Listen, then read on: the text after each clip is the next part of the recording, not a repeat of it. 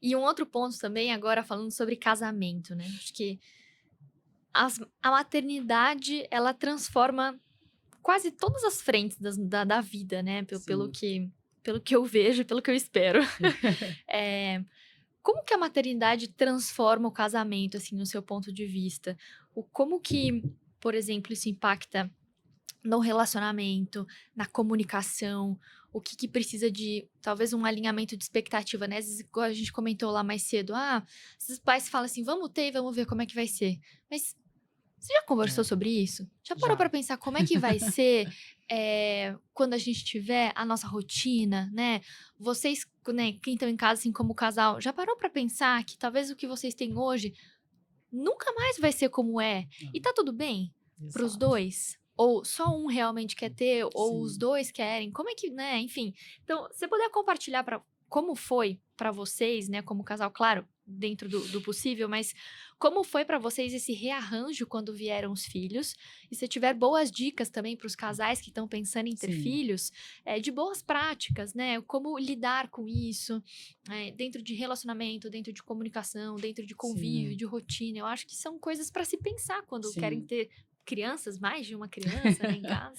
Muda completamente o casamento. Inclusive, tem uma estatística, eu vi outro dia, que falava que hoje, na década atual que a gente está vivendo, a maioria dos casamentos acabam antes do primeiro ano do filho. Do primeiro Olha só. filho. A maioria vem acabando antes do primeiro ano do filho. Por Uhum. quê? As pessoas vêm pedindo divórcio, vêm se separando, enfim.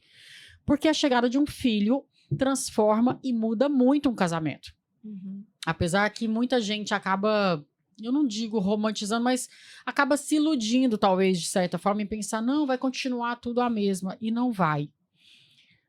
Geralmente a mulher se sobrecarrega mais. E é natural. A gente se sobrecarrega desde o momento que a gente descobre que tá grávida, né? Porque você descobre que tá grávida, são mudanças hormonais, são mudanças físicas, psicológicas, a roupa que já não Uhum. serve mais, sabe? É um dia que você acorda, tem 1 milhão de coisas para fazer e você tá morrendo de sono, Uhum. tá cansada. Depois vem o parto e vem o pós-parto com uma chuva de hormônios sobre a Uhum. gente. A amamentação, que não A tem como o amamentação homem que o homem não fazer, pode, né? né, fazer muita coisa. Pode ser companheiro, pode levar água, porque a gente tem uma Uhum. sede absurda. Pode acordar de madrugada e ajudar, né, colocar o bebê para Aham. rotar. Tem algumas ajudas que são importantes, estar ali do lado da mulher e tal. Mas ainda assim, a mulher se sobrecarrega sempre mais na maternidade, ainda que o homem seja um grande paizão, ainda que seja aquele companheiro, né, que Uhum. tá ali sempre junto mesmo. Mas as mudanças, elas acontecem. Eu acho que os casais precisam se preparar para a chegada de um filho. Uhum. Também para o segundo, também para o terceiro, porque a mudança acontece, sabe? Não dá para a gente falar assim, ah, não, agora que eu já tenho um, já sei como é que é. Não é bem assim. Cada filho é de um jeito, cada pós-parto é de um jeito. Uhum. E eu digo isso com propriedade, porque eu tenho 4 e Uhum. cada um foi de um jeito. E conversando com outras mães também, eu vejo isso. Então, às vezes, o primeiro filho, no meu caso, por exemplo, ele era super dorminhoco, super tranquilo. Uhum. O segundo já veio ligado no 220 e não dormia. Ele começou a dormir mesmo com 3 anos de idade. Então você Uhum. imagina, nossa, foi assim, uma fase dificílima na época da Uhum. pandemia. A gente trancada em casa, com uma criança que não dormia. Imagina, não tinha para onde sair. Uhum. Então, assim, cada filho vem de uma forma. E o preparo é muito importante. Hoje as maternidades oferecem cursos preparatórios, mas tem também na internet bastante preparo para isso, né? De terapeutas, de psicólogos, de psiquiatras, de profissionais da área de amamentação, de maternidade. E eu acho muito válido e muito pertinente que um casal que queira ter filhos faça esses cursos, essas aulas, comprem os e-books, enfim, que existem por aí, assistam às aulas e conversem sobre isso. Essa conversa, eu acho que ela tem que acontecer no namoro. Uhum. Muita gente deixa para conversar sobre isso Depois depois que que casa. casa. E aí tá o problema. Ah, mas o meu marido não quer ter filho. A minha mulher Uhum. não quer ter filho. Ou diz que só quer ter um, mas eu quero ter vários. Não, no casamento eu vou convencer. Não vai, não É. vai. Você vai arrumar um problema maior. E uma frustração maior Uhum. para ambos. Uhum. Então, assim, isso precisa ser muito conversado no namoro. É.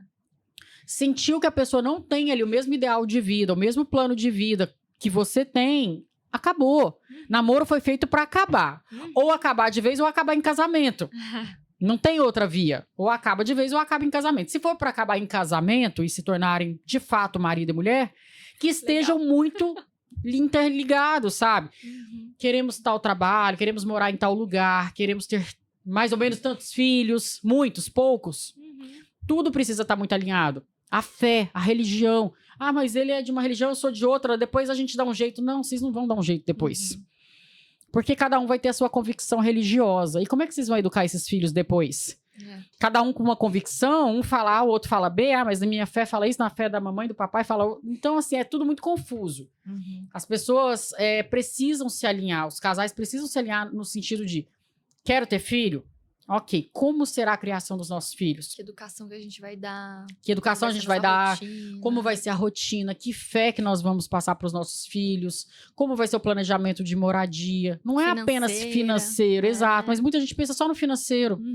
Aliás, eu acho que 90% das pessoas, para te falar a verdade que eu converso, falam: eu não tenho mais filho porque filho é caro. Só pensa no financeiro, sabe? E não é por aí, tem muito mais para se falar. E se pensar e estudar quando se trata de filhos. Que é o que, de fato, cria a criança, né? Cria um ser humano para o mundo. Né? E, assim, as pessoas fazendo de qualquer jeito, você está criando um ser humano com traumas, com problemas que só vão ser resolvidos lá no futuro, que talvez vai deixar de viver muitas coisas por conta dos pais, porque os pais não souberam se alinhar. Sabe? Quem carrega essa carga depois são os filhos. Então, assim, não somos pais perfeitos, eu e meu marido, mas a gente tenta dar o melhor e fazer o melhor por eles. Isso não apenas em questão material, mas em questão espiritual, em questão de presença mesmo, de estar junto, sabe? E a gente chegou a essa conclusão. O que nós vamos fazer por eles? Como vai ser? Então, a gente está sempre lendo, a gente está sempre estudando, a gente está sempre vendo vídeo, assistindo aula, palestra, tem curso, tem não sei o quê. A gente está sempre junto nessa. A gente mergulhou junto mesmo para fazer o melhor por eles, sabe? E pro nosso casamento, porque reflete no casamento. Pais infelizes não vão construir filhos felizes, porque eles percebem. Eles são uma esponjinha, assim, que eles absorvem tudo, eles prestam atenção em tudo. Você acha que não, mas, nossa, tudo. Se o clima tá ruim entre os pais podem disfarçar o que for. Eles sentem, eles percebem. Então, a gente precisa estar muito alinhado nisso. Eu acho que é muito importante que as pessoas realmente busquem conhecimento sobre isso, sobre como educar os filhos, sobre como criar, sobre o casamento, porque isso vai fazer diferença gigantesca na criação do ser humano. E um outro ponto que a gente comentou, e acho que expandindo para esse, é criação de filho, casamento, maternidade, pessoas, tudo é diferente, cada um tem o seu. Então, cuidado com redes sociais, de olhar o casamento do coleguinha, de achar que é perfeito, maravilhoso, que o seu vai ser assim também. Ou que, eu quero que a criação do meu filho seja igual à criação que eu vi daquela pessoa lá no Instagram. Não, gente, não existe. Né? Então, enfim. A vida não é tão instagramável, eu não me canso de dizer isso. A vida não é tão instagramável, eu só posto aquilo que eu quero postar. Tem coisas que acontecem que eu não quero postar. E por mais que pareça que eu tô sempre conectada, eu tenho uma boa parte da minha vida bem reservada, que eu prefiro não postar, não expor, porque aquilo é da minha família, da minha casa, do meu lar, e eu não quero. Então eu vou até onde eu quero ir.